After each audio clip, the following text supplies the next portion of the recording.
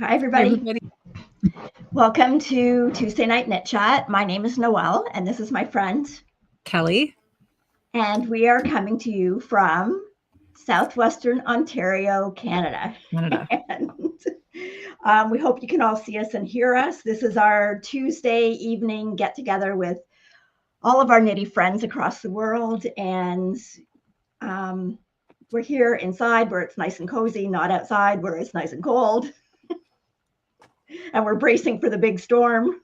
Yes, we are. Yes, we are. So we've actually dodged a lot of it this year. Like, I mean, we've had Yeah, some we where have. we've had a little on the ground, but we really haven't had, like, I think we're supposed to get possibly 10 to 20 centimeters. Mm-hmm.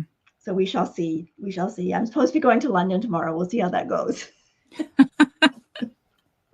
May not happen. So, anyway, welcome everybody. We're glad you're all here to join us. We are a mostly knitting podcast, and the podcast name, we don't say this, the podcast name is actually Knits and Pieces. But on Tuesday night, we're in the Knit Chat Cafe. We are. So, and everybody is welcome in the Knit Chat Cafe. Absolutely. So lots of conversations going on inside the chat. We have questions that we've been asked and a lot of times don't know the answer to. So we know that you'll help us out with it. So Yes, absolutely. yeah, so I know last week Kelly was talking a little bit about how slowing down time by doing new things. Yes. Doesn't work, Kelly. Does not work. How are we at Tuesday already? Hey, I didn't say that was, I said that was a theory that I had read They about. can I post didn't whatever they say it want on was the true. internet, but Yeah. I just said it was just one theory that I had read, and take it with a grain of salt or don't take it at all or come up with your own ideas. Who knows? But well, anyway, that was just I didn't one see theory. anybody respond with agreeing with it. So I just think the more things that we try to fit in, because honestly, I feel like I'm busier now than when I worked. I don't know how I worked and still fit everything in. That's I know, but I think that about everything in life. We always say that, and I think it's just because you sometimes do what you have to do. we take on probably more things than we need to. Like, I can remember once the kids had grown up and I was still working full time, and then, they didn't need me as a full-time mom anymore. They were basically fending for themselves or out of the house away at school. And I thought, "Oh my goodness, how did I ever have time to be a full-time parent and have a full-time job?" Well, yeah. And then when I retired, I'm still so very busy, and I thought, "How did I ever have time to fit in a full-time job and do all these things?" And, now, like, it's, you just keep taking things off your plate, but you find new things to put on there as well. And I've been busy this past week because I did go back to work at the fair. They needed some help there in the office, and so I've been back in the office for a few days a week, and that is seriously cramping my me time, I will tell you for sure. So yeah, it is. It's a balancing act, and I don't know. I guess I don't know how much I subscribe to that theory either, because I have to Well, say, yeah, I do feel like uh, time goes pretty fast, and I yeah. feel that I don't have enough Enough. time I know. I to know. learn the things I want to learn, to Yeah. do the things I want to do. And I kept thinking, like years ago, you'd put something aside and you'd say, "Oh, I can't wait until, I can't wait till the weekend." And then, I'll get it done on the weekend. And then sometimes it just doesn't get done. And then you think, "Oh, well, I can't wait until I have vacation. I can get it done then." And now I'm home. Well, not so much right now, but home more. And I'm still not getting everything done that I said I wanted to get done. So I don't know. I don't Well, know. I had Penelope on Sunday for most of the day on Sunday, and I don't know how I ever had 5 kids. Yeah. Like, Yeah. but it's at the time you just do what you have to do, and you don't really think of it, right? Hmm. You just do it. So anyway, And she was a lot of fun to have. But Joanne's in here. And oh, sorry, go ahead. I thought I was pretty tired when by the time she went I home. bet. I bet. Yeah. I was just going to say Joanne's in here and she says exactly the same. She said, "How did you ever do it?" And I guess, as we go through stages in our lives, we just think, where did we ever find time for that? But Yeah, I think, as whatever our situation is in life, we make the time that we need to make. And yeah, that's just a sad fact. We do what we yeah. have to do to get through it, That's right? right. So So anyway, Linda's in here tonight. Linda is our friend from Surrey, BC, and she has a podcast, which I'm sure a lot of you watch. It's called For the Love of Knit. And I watched Linda, today, your episode where you did your little sweater montage. That was amazing. Now I have to knit like about 36 more sweaters, Linda. Oh my goodness. It did seem like more than 36. But what I just want to say is how amazing that was. I was sitting in the living room cheering you ladies on, having serious FOMO that I wasn't there. I'm guessing there must have been a glass of wine involved, because with each twirl, I have to admit, you ladies really loosened up. And then some of you kind of got into the moving. And I was so proud of all of you. And I thought, those are my friends. Look at them go. Look at them go. And you looked amazing. You're some sexy sweater ladies for sure. Absolutely. Don't ever say that sweater knitting is for grannies, because you ladies looked amazing. Amazing. So if you have not seen Linda's episode, I think it's called something like 36 sweaters, 25 designers, 5 friends, or something like that. You need to check it out. It is 20 minutes of just pure enjoyment. Yep. So. Okay. What do we got going on tonight? Okay, well, we do have a few questions, so we'll go through those first. Okay. Okay, so the first one was converting a bottom-up sweater to a top-down sweater. Okay. Okay, I have never done it. I do believe people have. It is possible.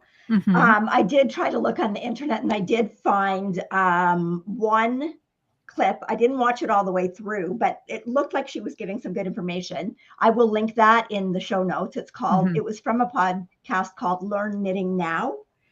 I think what you have to be careful when you do it is, and this was because the person who had asked had knit a sweater bottom up.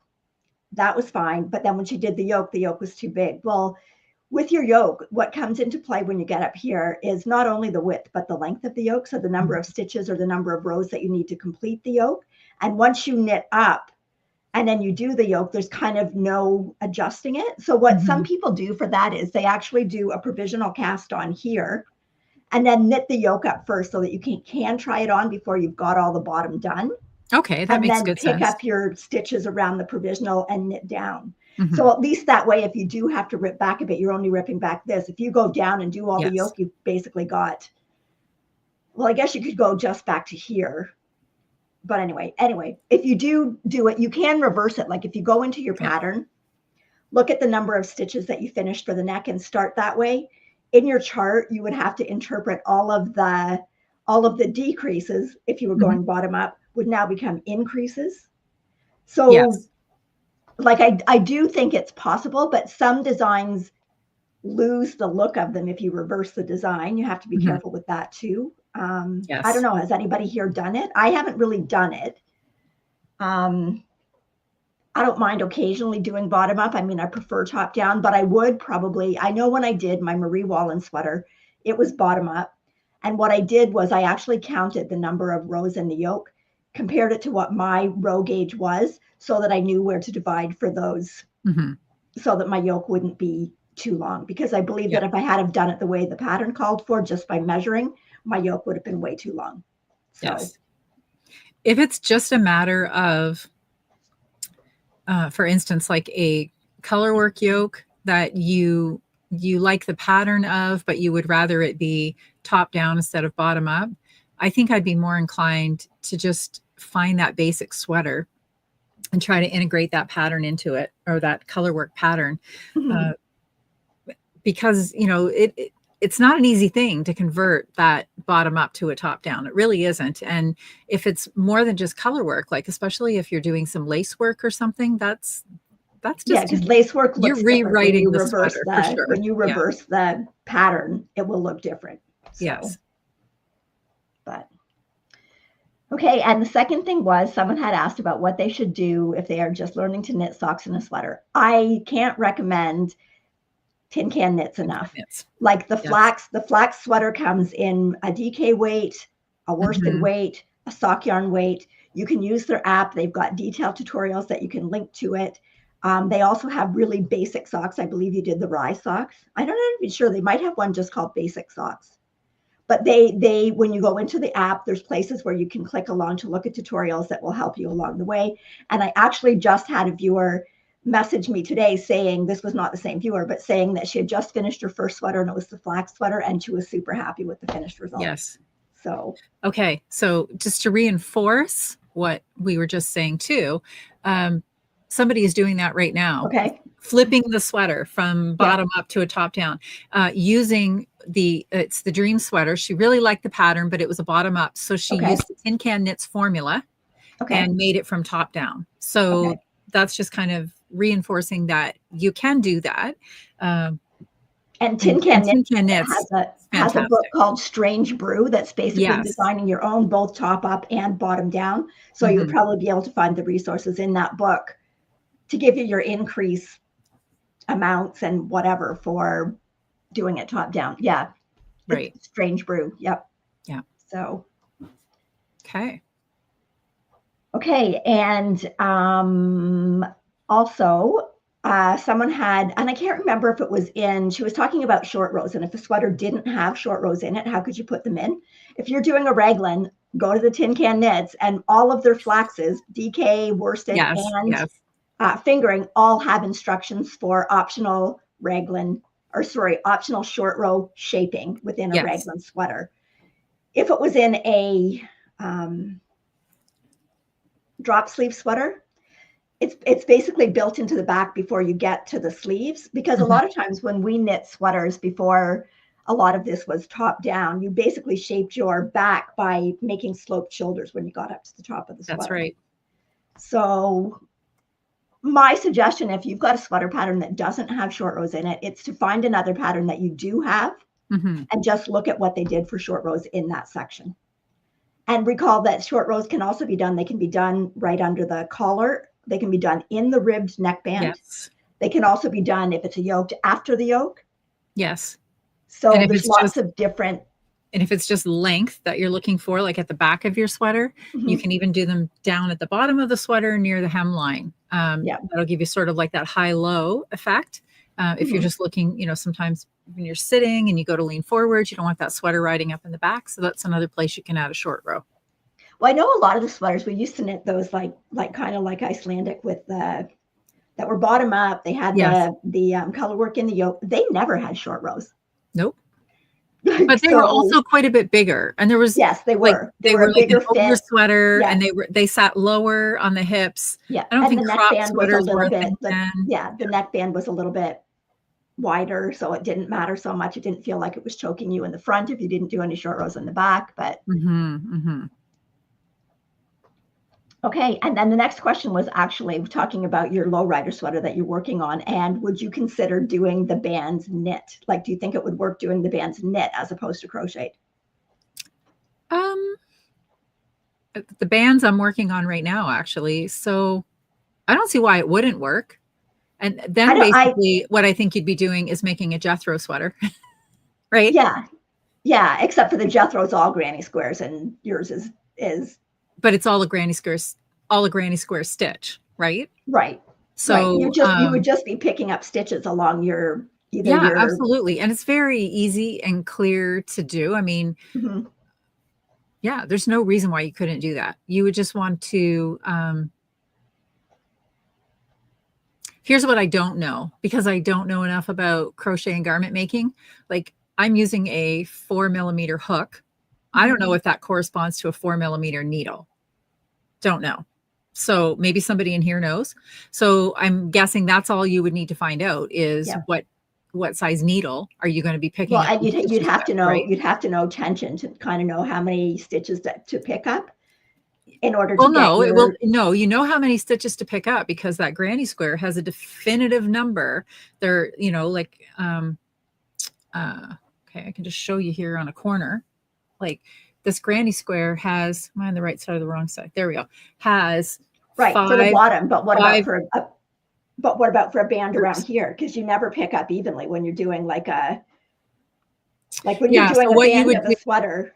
Right. So what you would do there, like if you're picking, so like you have a definitive number of your stitches across for the bottom, here, right? for the vertical, right. So then if you wanted to pick knitting. Up, if you're doing for the button band, then you would just, like, where there's a stitch and you didn't want to knit into that, like, you know how you pick up 3 stitches for every 4, for instance, in knitting, you could do exactly that in crochet. I don't see why it would be any different whatsoever. It would be, but that's exactly what I mean. That's what you would have to figure out, would be what that ratio is to get your band to lay flat. Yes. And I may have more to answer back on that. I'm not doing the front bands yet. I'm actually doing the hem on the sweater right now.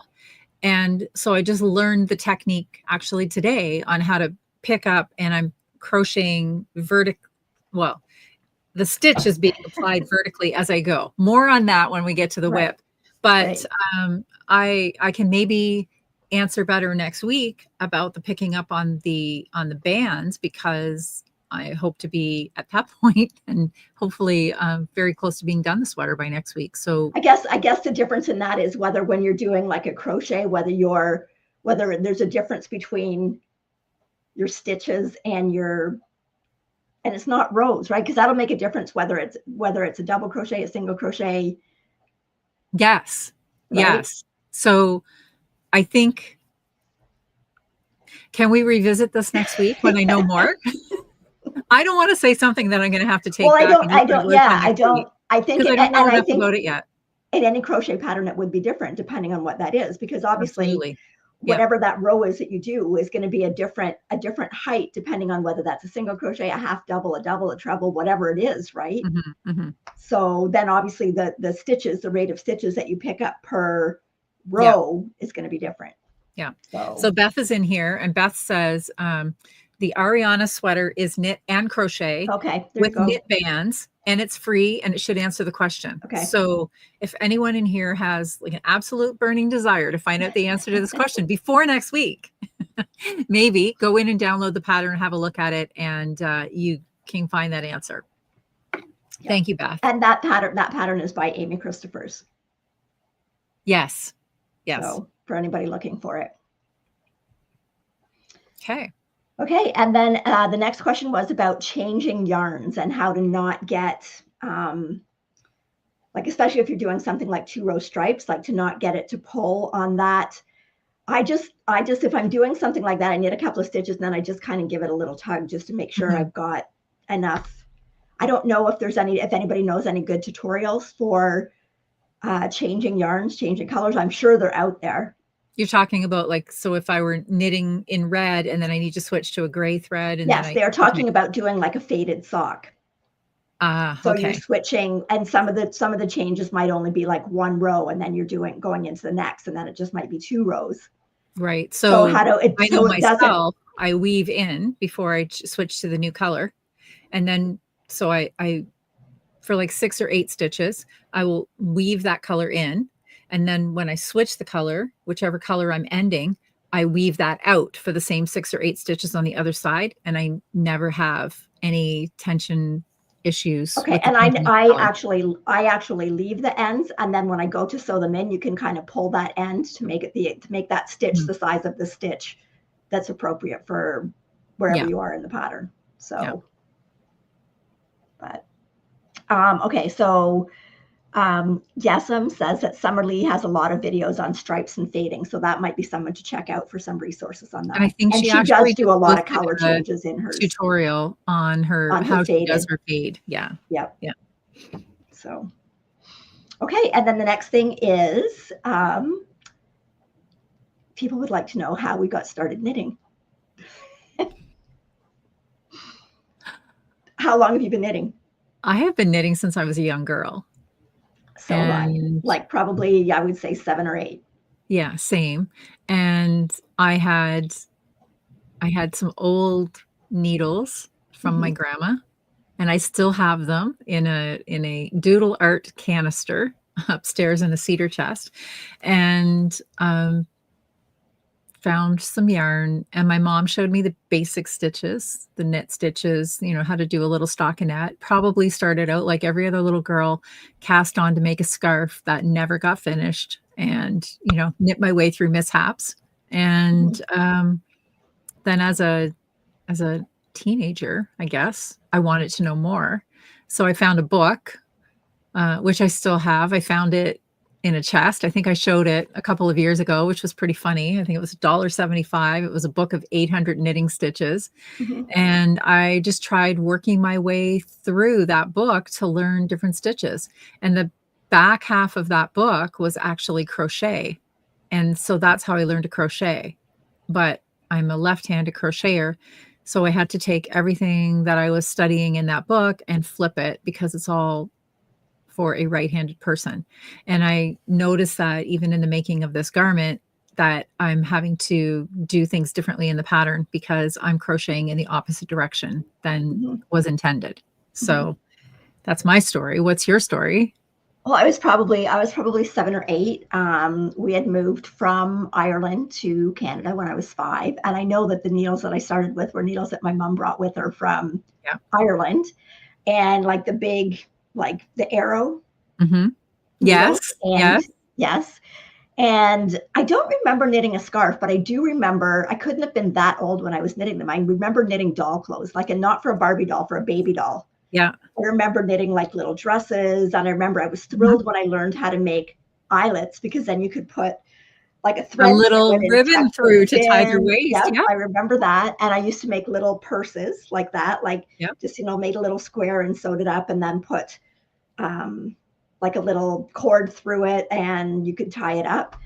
And I don't think I knit a garment for myself until maybe I was like in my teens. And then, of course, I started with a big cabled all over garment sewn together.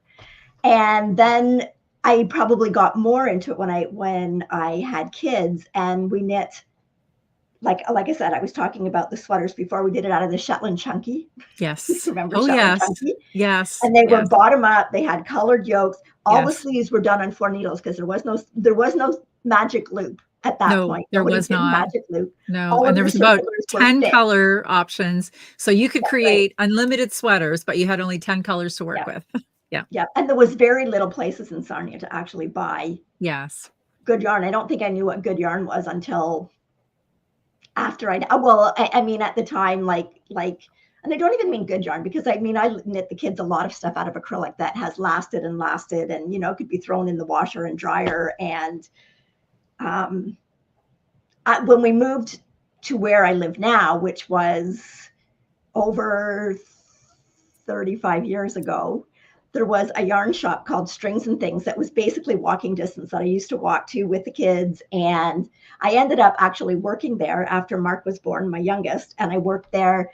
They were so nice. They would arrange my hours around when Ross was home. So I did work at a knitting store. So that was, I think, when the stash building started, when I was getting stuff at a discount at a knitting store. And I remember it was building up, and I was so worried about it at one point. I was talking to one of my friends who also worked in the shop, and I said, "Oh, like, it's so terrible. Like, like, my Visa bill is up to this amount because of all the yarn that I bought." She goes, "Noelle, that's my monthly payment."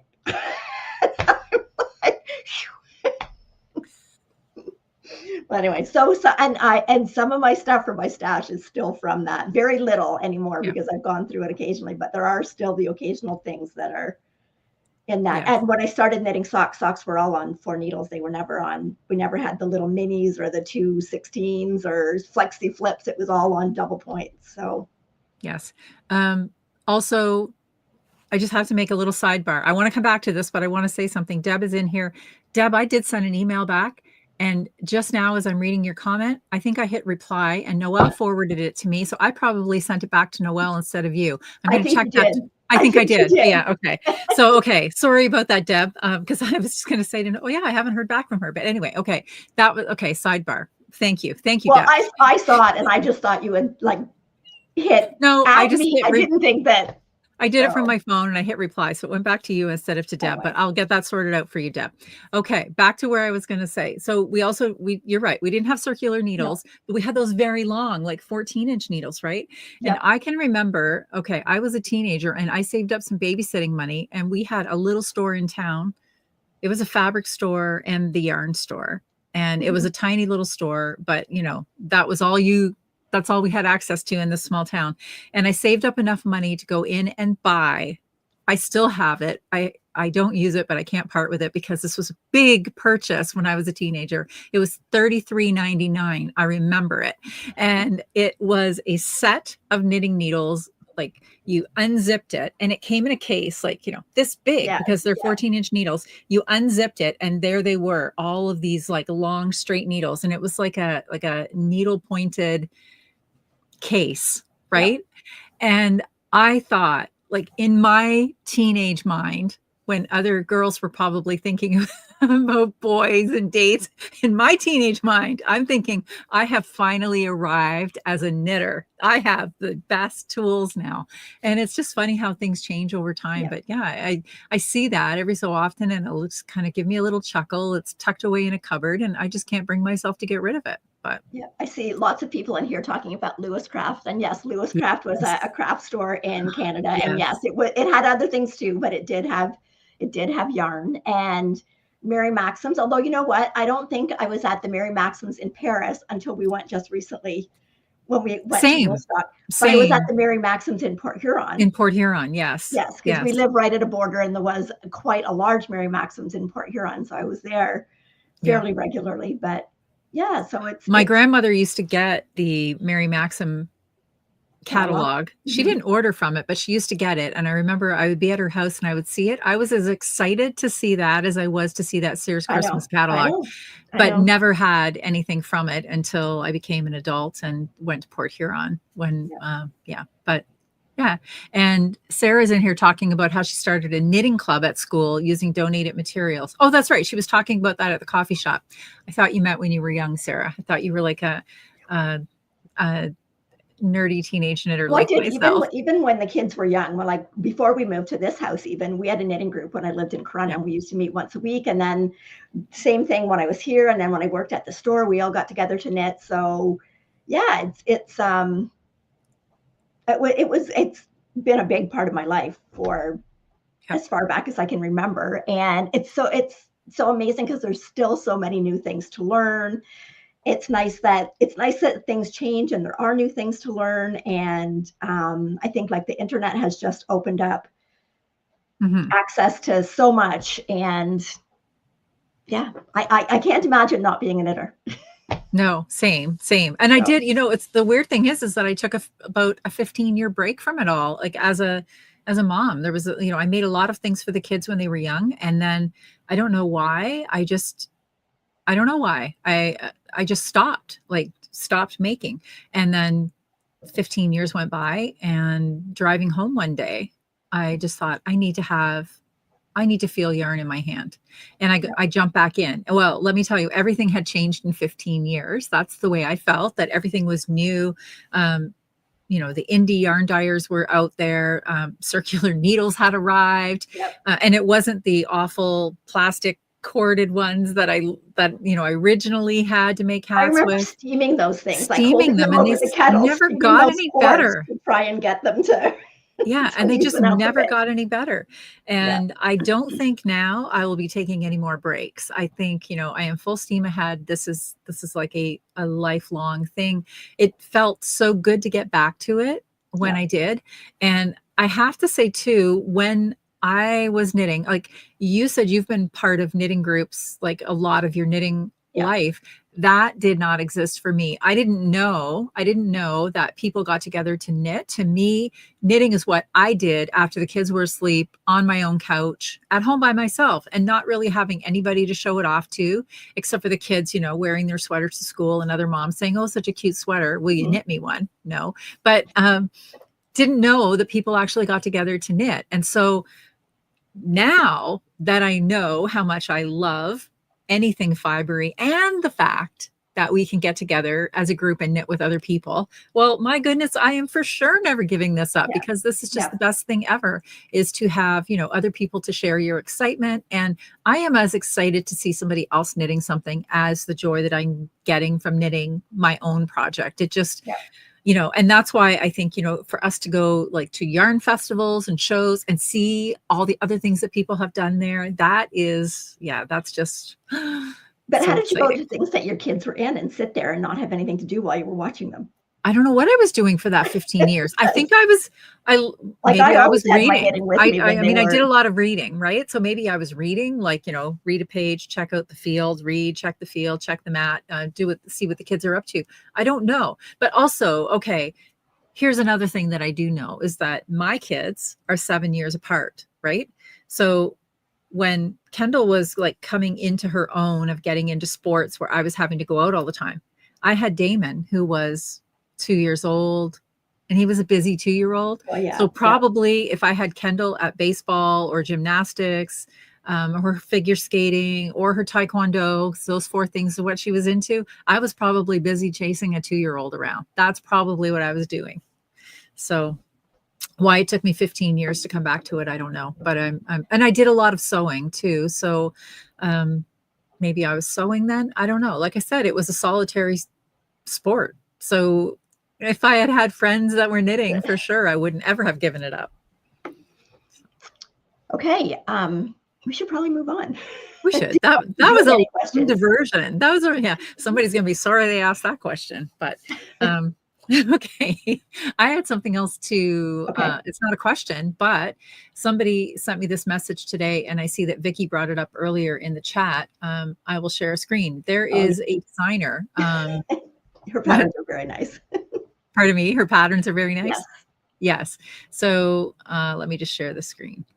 There we go. Somebody brought this up to me today. Her name is Audrey Borrego, and she is a designer in France, I believe, and she is retiring. She's young. I don't know why she's retiring. I have no idea what the reason is. Well, she had a post in her stories and just said that economically, to be an independent designer like this, just too much work, too much effect on her mental health. And okay.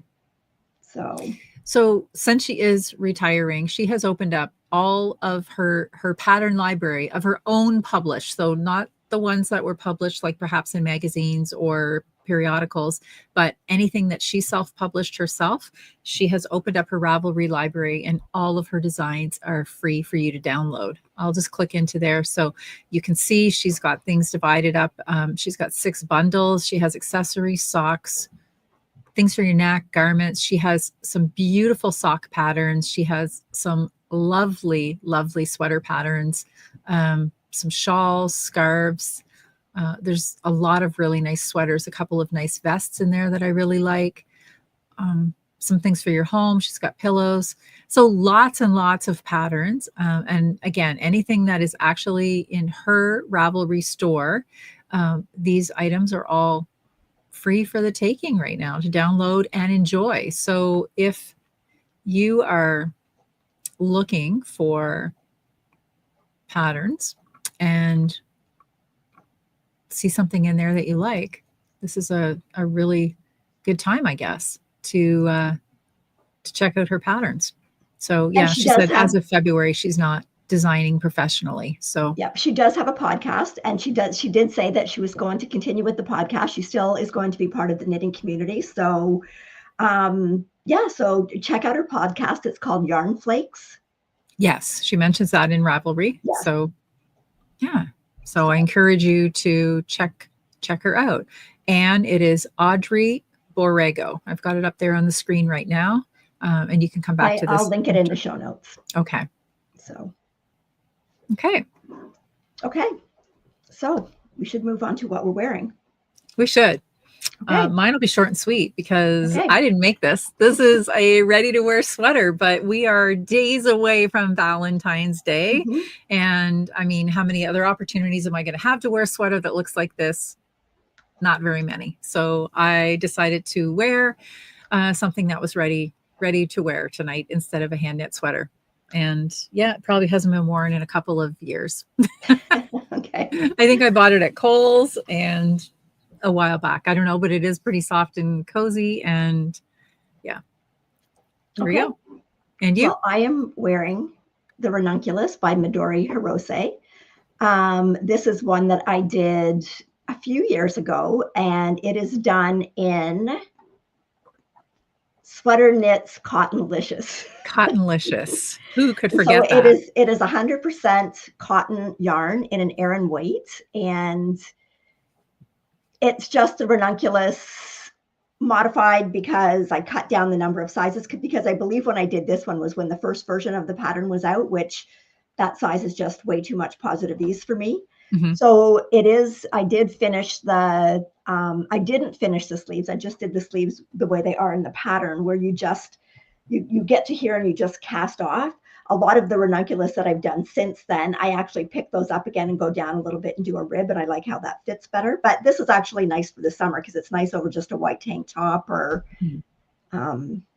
it's even though it's an Aran weight, it is done on a 6mm needle, so it is a 15 stitch gauge, so it's not super heavy. And yeah, the ranunculus is just, I know that there are some people that don't like the pattern, but I think it's a pattern that you either love it or you hate it. And I love it. So I do have too. Quite a few of them, and ones that are appropriate for winter, ones that are appropriate for summer. I really enjoy knitting the pattern up here. Like, it just is very rhythmic and it goes by quickly. So anyways, this one is quite red, so it's good for Valentine's Day. So that's it for what I'm wearing.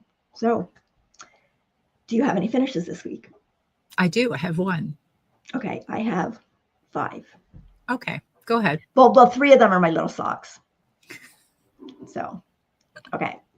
So I'll show you my little tiny tree socks by Summer Lee. So again, you're going to be hearing this week after week. These are socks that I'm doing so that I can make 5 advent calendars, little clotheslines with socks hanging on them for 5 households for Christmas. So that means that I need to make 12 a month in order for them to be ready at the end of October for Ross to put them together so that they can be ready for December 1st. So I did 3 more little socks this week. So this first one is a little West Yorkshire Spinners in the, I believe it's Yuletide colorway. So that one's got like a little bit of sparkle in it. And then this is one that I did and striped it.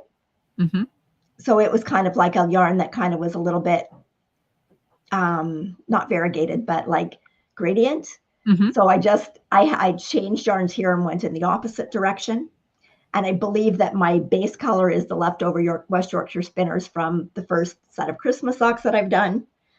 And then this next one, I just did little, the flea stitch on it. So, and that's yarn that I got in New Zealand, and it is the KnitColor, and that color is called Rocky Road. I really like that color, but I only have enough left to do little socks in it. So those are 3 to add to the pile. So, and then my next finish, I'll do another one, and then you can do one, and then I'll do my last one. Okay. Good. Okay. So my next, and this one I am blaming Amy, because I saw on Instagram that Amy had this emotional support little chickie. The little chicken, I know, I saw it. So, and that this is a pattern by the same designer that designed the emotional support chicken, but this is, I couldn't get behind the big one. That was just like too much knitting. So I couldn't get behind that. But this is adorable. It is adorable. So this is my little, my emotional support little chicken. And she is made in Opal. This is the yarn that was gifted to us by the Woolly family from Germany. And this is winter sewn. And this is an 8-ply opal. So it's like a worsted to Aran weight opal. So this took like 19 grams of that opal yarn. So I still have this. And I might have to make some more of these because I thought these would be really good for the kids for Easter. They're very cute. So, yeah. You can put them in a little basket with some little eggs. Yes, and I have names for them all, right? So Penelope's is going to be Penelope. Penelope, yes. And Mackenzie's is going to be Mackenzie. And so Zoe was called Hurricane Zoe at daycare when she went to daycare. So hers is going to be Hurricane Zoe. Those are so and cute. Then Molly and Isla are going to be Molly Nels Hen and Isla Nels Hen. And we're still working on ones for the boys. But anyway, I think those are adorable. And Amy, I saw Amy in the feed earlier said she'd made another couple of them. She thinks she's made 3 of them so far. So it's really worsted weight yarn. So they work up quick. I think I did this one a little bit wrong. I think I should have had her body a little bit up more.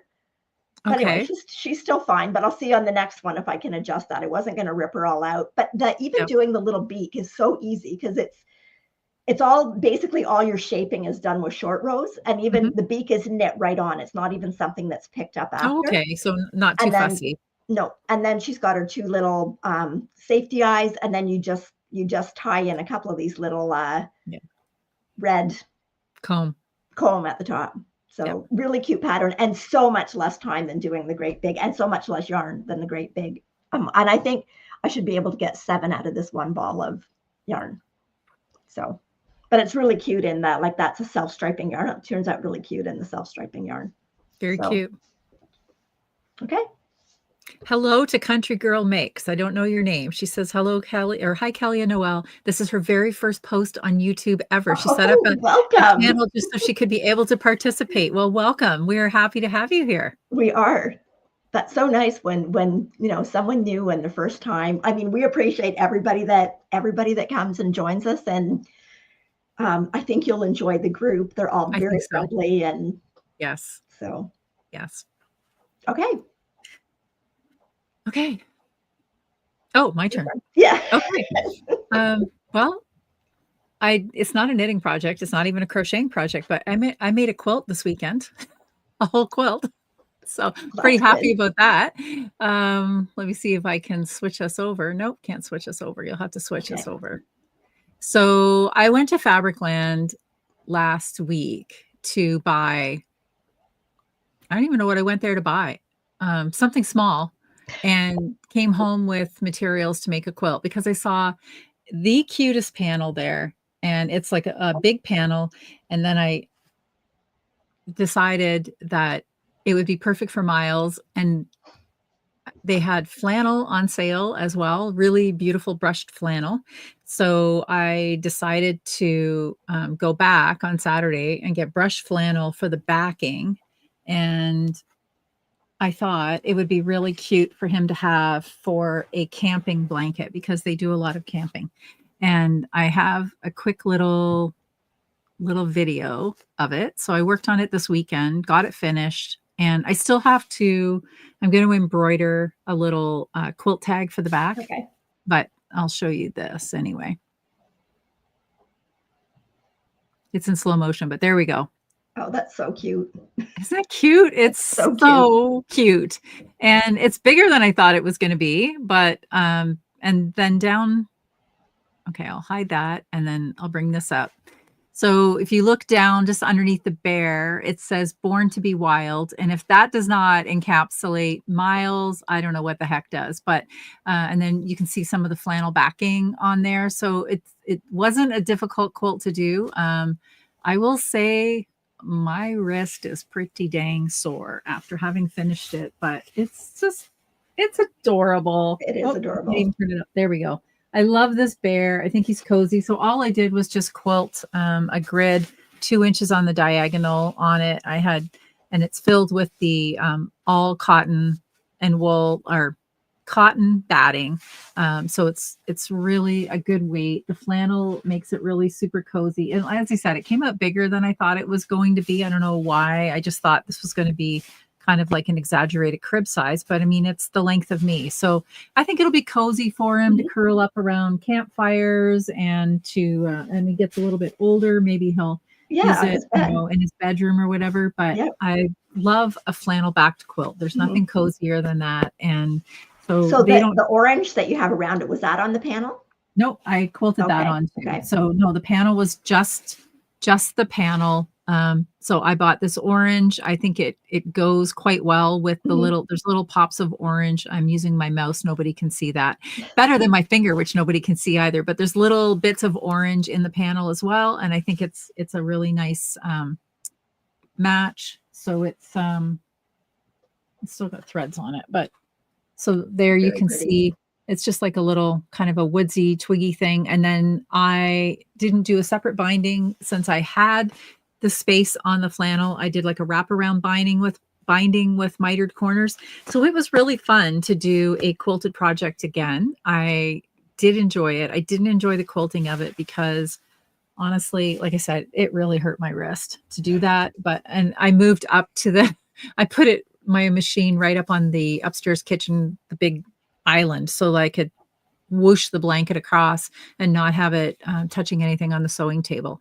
It is, it's heavy, but Yeah. anyway, Yeah. I think that they will really enjoy it. And Yeah. It's nice. I know he loves that. I made him a snowman quilt when he was a baby, and he's still using the snowman quilt. I said to Kendall, the other day, I said, why is that snowman quilt still out on your couch after Christmas? And she said, actually, they've been using it at night because when they go for walks, if they can convince him to sit in the stroller for a long walk, then she said it's the perfect little size for him to cozy in under on the in the stroller. So, and it's a flannel backed. It's actually the whole quilt, the snowman quilt, is a flannel quilt too. So it's really cute. But Isabel says she's started sewing classes. Yay, Isabel. It's so much fun.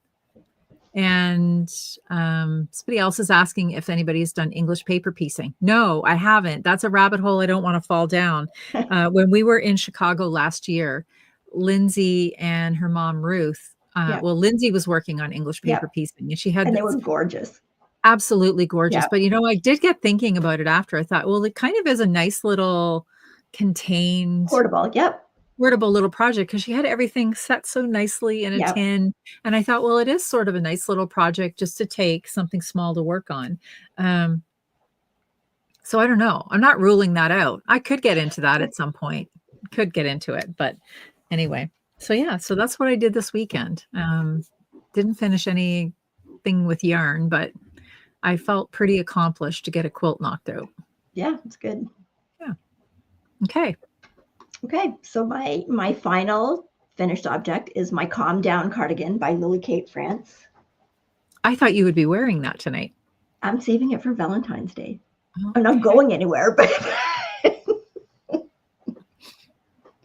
so here is it all finished. Mm-hmm. So this is done in Dye Gilpin Lalland, and which I got at the Knitting Loft in Toronto, which I had to order another. Well, I ordered 2 balls. I actually didn't get into the second one, but I used all but about a gram of the first one. So when we talk about this double knit button band, when I finished, like the last ball that I used probably did like this amount of rib, and then the entire rest of it was used up in this band. So the band takes a lot of yarn, but her instructions for picking up for the band are so clear.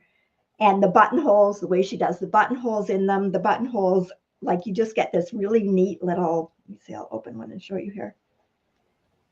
Like really neat little buttonhole that's all closed in. You do it all in the one row. So you keep going.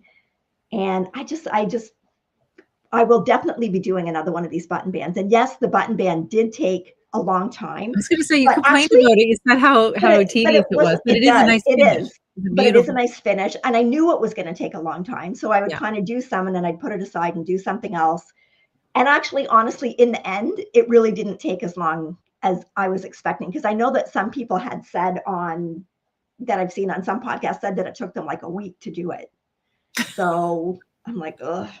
But anyway, really nice details on the cardigan. There's like little rib bands that go, I don't know if you can see them here, like around like down here, like around where the armbands are. Then there's a rib detail that goes down the sleeves.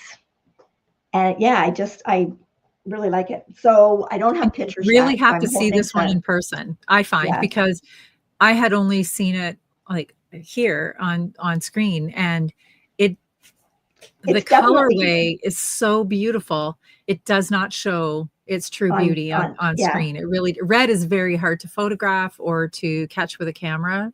But in person, when we saw it at the coffee shop, my goodness, it is a stunning, stunning color. It's so beautiful. And this yarn, I just took this off the blocking mess. Like this yarn is so soft once it's blocked. Like it felt pretty soft, even not blocked, but blocked, it's just unbelievably soft. So this took 7 balls of it. It comes in 50-gram balls. So basically the whole cardigan, and it is a bit of an oversized cardigan. Like it's not super oversized, but it's not a close fitting.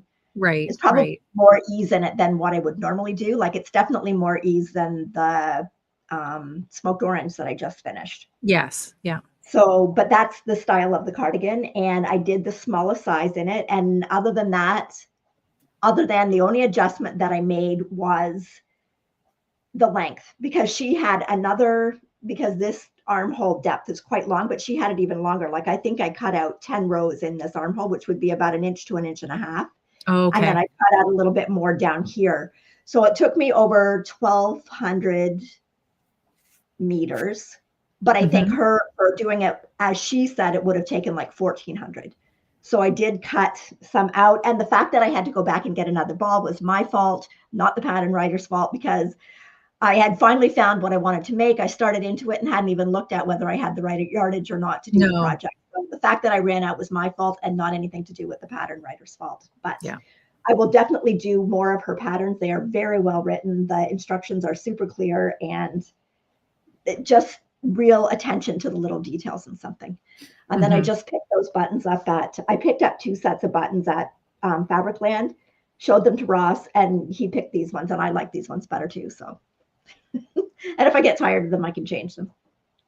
So that's it for Natalie was saying on the weekend, she went into Fabricland too, because when I went back on, Julia was right. What I went in for originally was to buy a pattern that I had seen there the week before.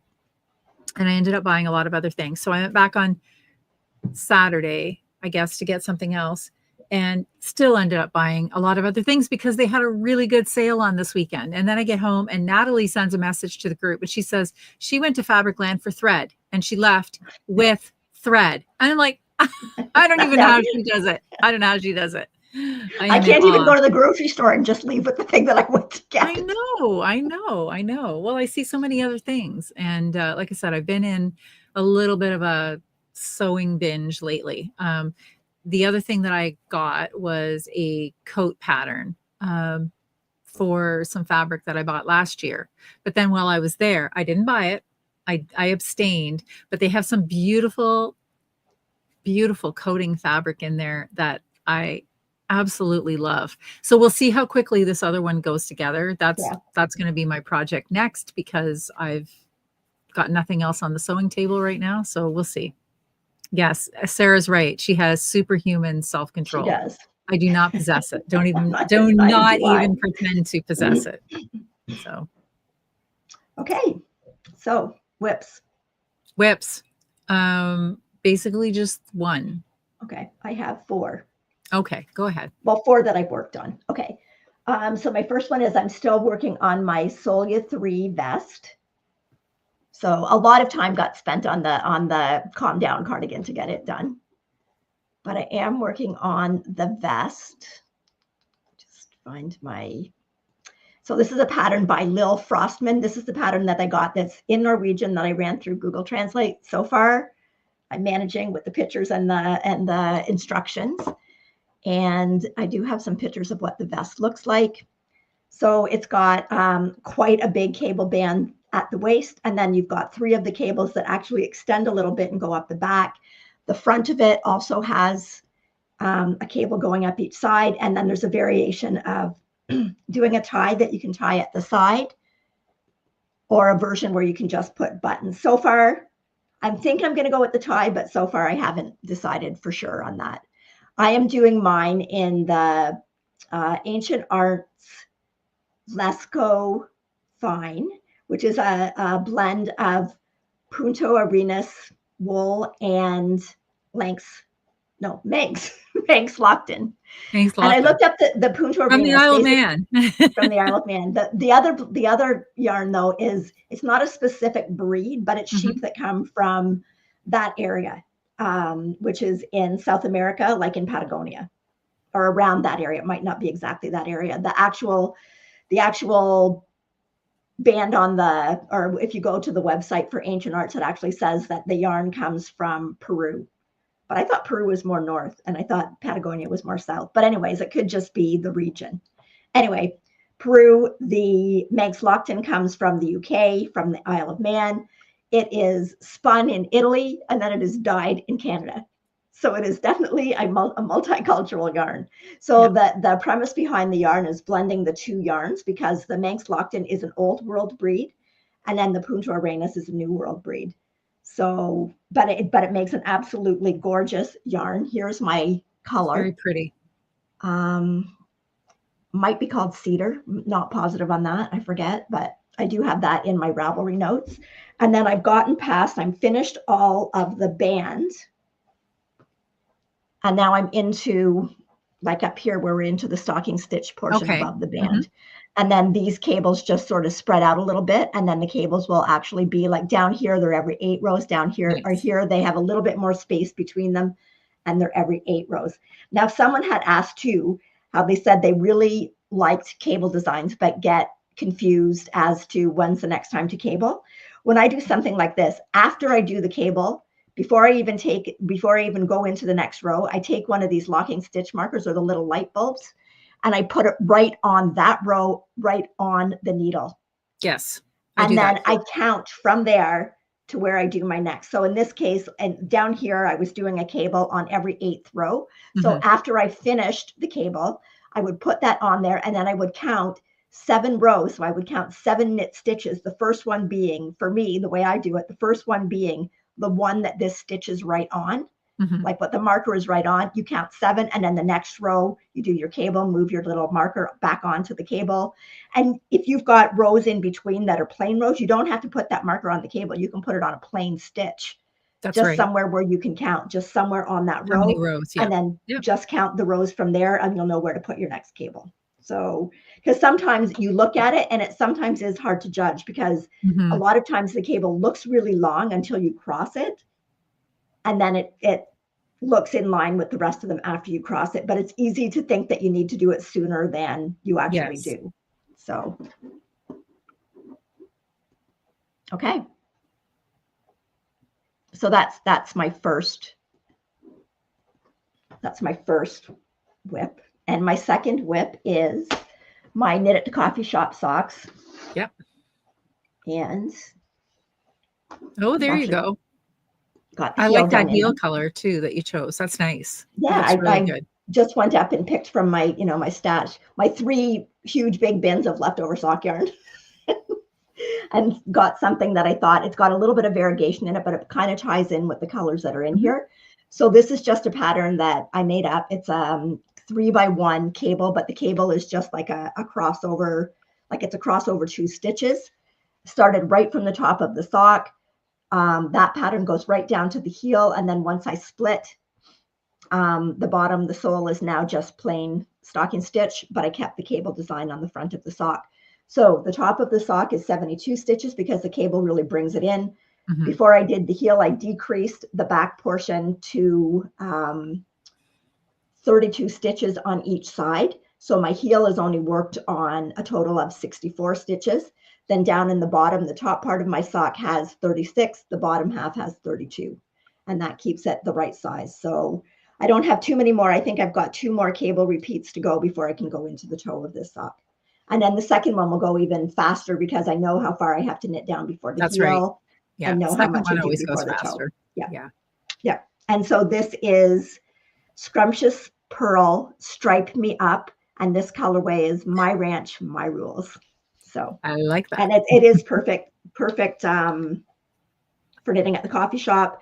The cable's easy to do. I don't need a cable needle for it. So it's easy, take with me to knit it. Okay, you go ahead. Okay, so I worked on, can't change it. Okay. That's okay.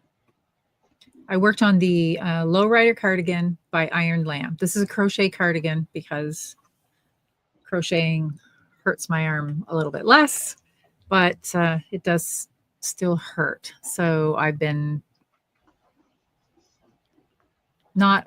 trying not to overdo time that I'd like to spend on it, because I have to admit I would really like to be spending time on it. I want to get this finished because I really, really, really like it. But I finished all of the granny squares this week, and I attached them on, and I haven't blocked it yet, obviously, but they look really good. Really good. Yeah, really good. And then today I started working on the hem, the waistband, I guess we call it. Hold it up here. There we go. That looks good. Yeah. Yeah, the colors are perfect. I'm really happy with it. I think I will get a lot of wear out of this. I keep trying it on and admiring it. I really, really like it. So this is the thing that I was talking about before, that you go along and you're doing this vertically, right? This, Okay. Yep. Oh, so okay. So you, you're going, it's almost yeah. like an So I applied. hold it this way, I crochet Right. across, crochet back, and then you slip a couple of these stitches and then you go back up Okay. again. Okay. So I will say that's not the fastest going ribbing I've ever done either, but I It's like don't a know. double knitting. It's like a double knit band all the way around. Because You that's how kind of, you do it. You're going back and forth and yeah. attaching it.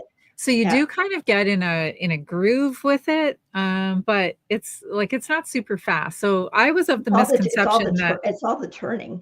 it is a lot of turning, Yeah. and the old wrist, she don't like the turning. So I'm taking it pretty gingerly, but I will say, um, I was thinking when I started down this little quest of crocheting a cardigan, I thought, oh, this is going to be super quick. Like I crochet pretty quickly. There's no quick way to get a sweater out Yeah. of something. Let me just tell you that. This takes time too. It really does take time. But I think that looks It does look really, good. really good. I am super happy with the way this is turning out. I don't know what my expectations were. Like, not being a crocheter for garments, I didn't know how much I might like a cardigan that was crocheted. But I'm already thinking about some other sweater patterns to crochet because I am really, really, really enjoying this process. And I do think it looks really good. I'm really Yeah. happy with it. So the yarn that I'm using is the Holst Super Soft, and this is called Silver Gray. And I'm holding it with, almost ready to start another ball. I'm holding it with the Knit Picks Aloft mohair, and this color is, I'm thinking it might also be called silver gray, something like that. It's everything is in my Ravelry page, but um, little lessons I learn. Again, I'm forgetting. I forget that whole business about how I'm left-handed, so everything has to be flipped in the pattern. And even today, when I was putting this on, so I had crocheted to a certain point in the pattern that it said leave off on that row for a certain reason. So that's where I left off. And then when you go to attach this, um, it turns out I was not on the row that I needed to be on. So Mm. I had to flip the sweater inside out, which is exactly the same one way or the other, in order to have these two rows line up with what I needed them to line up with. But here's the thing. So it wasn't a huge thing, but I had been like, as I'm weaving in ends and weaving out ends, I've been leaving them all on what I thought was the inside of the sweater Okay. for trimming up later. Okay. But as it turns out, when I had to flip the sweater the other way, now all of my ends were on the On outside the of my outside.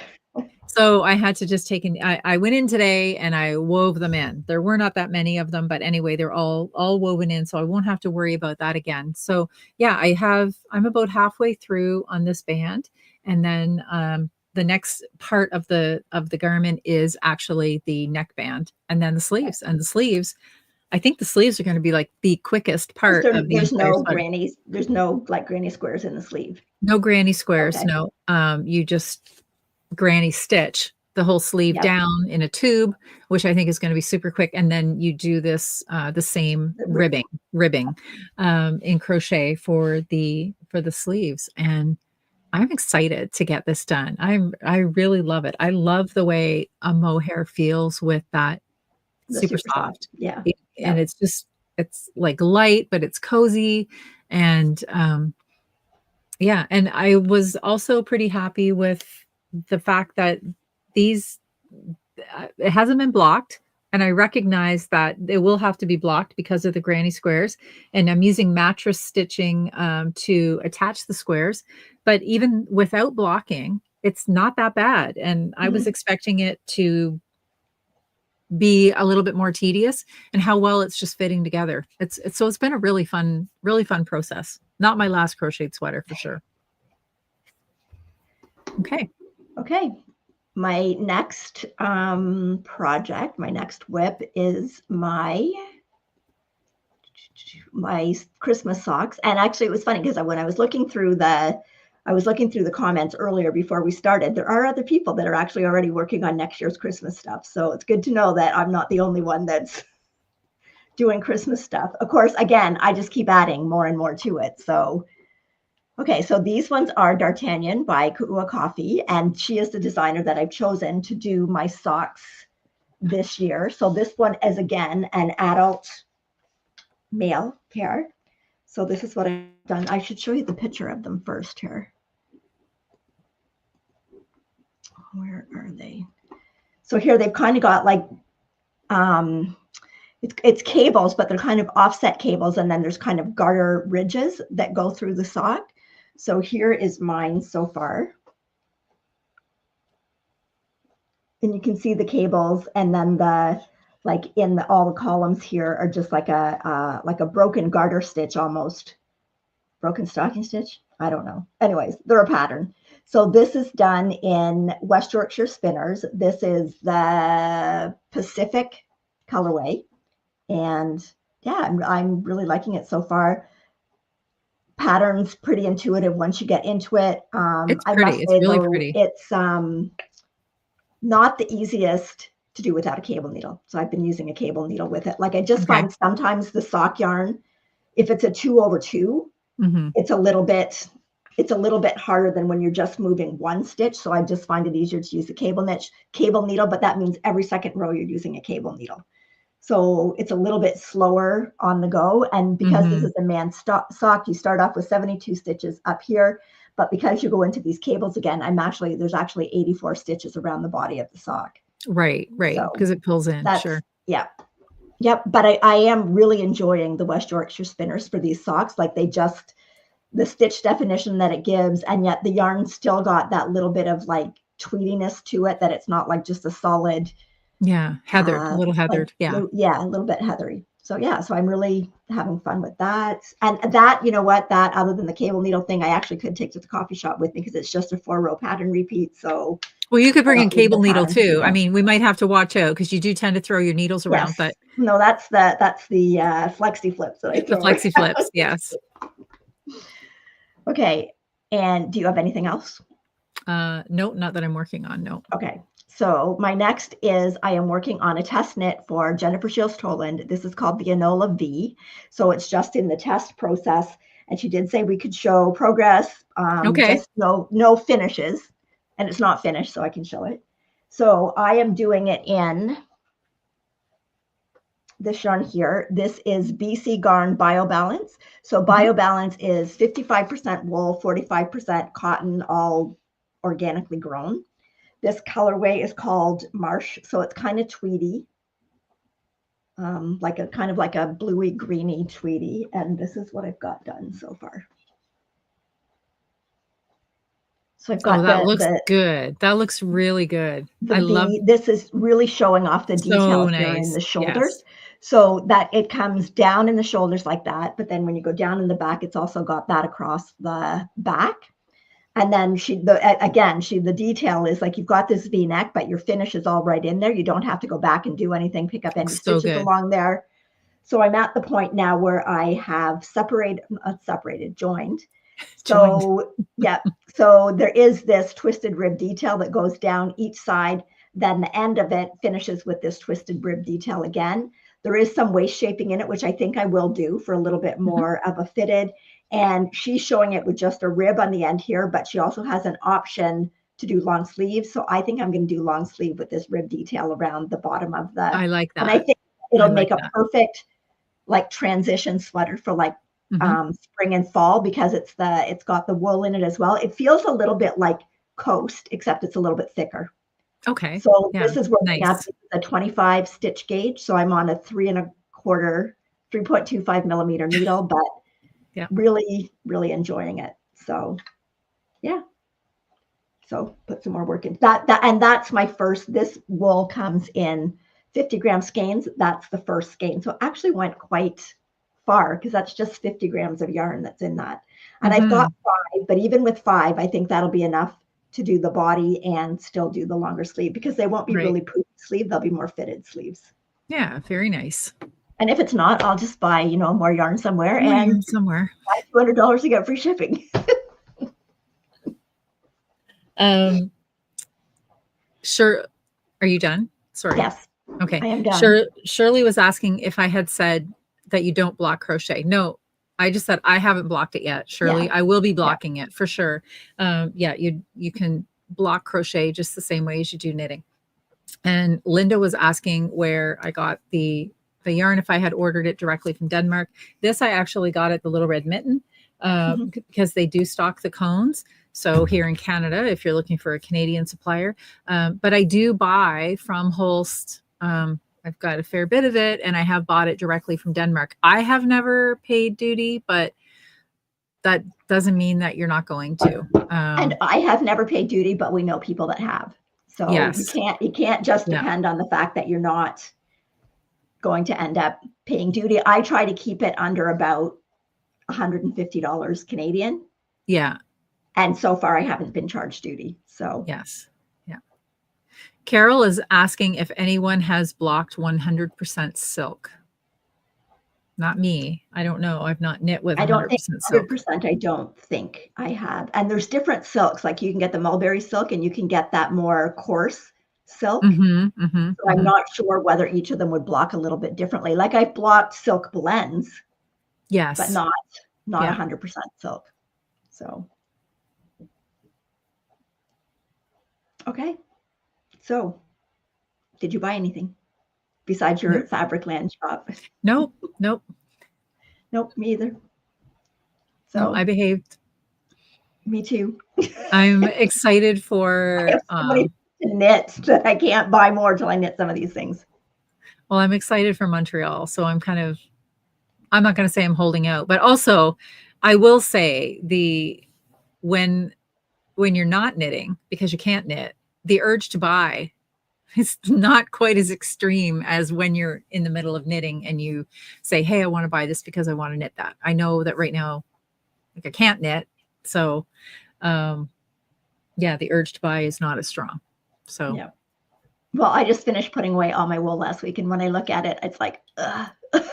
You have no business buying. Yeah. Like there's years of knitting just in the wool I put away, let alone the wool that I already have there. So I know. Every time I go to a festival, I'm like, yeah, I know. I could be good for the whole year now. But and then just sometimes that a pattern comes up and you just don't have the right yarn for it.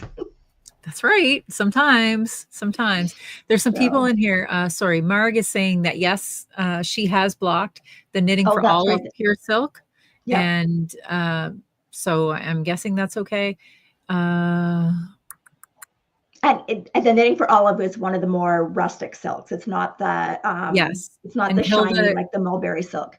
Hilda says that the knitting for olive 100% silk blocks quite nicely. So there you go. Just looking at comments. Okay, we should maybe talk about our knit-alongs. Yes. Okay. Can't change it. Can't change it. Okay.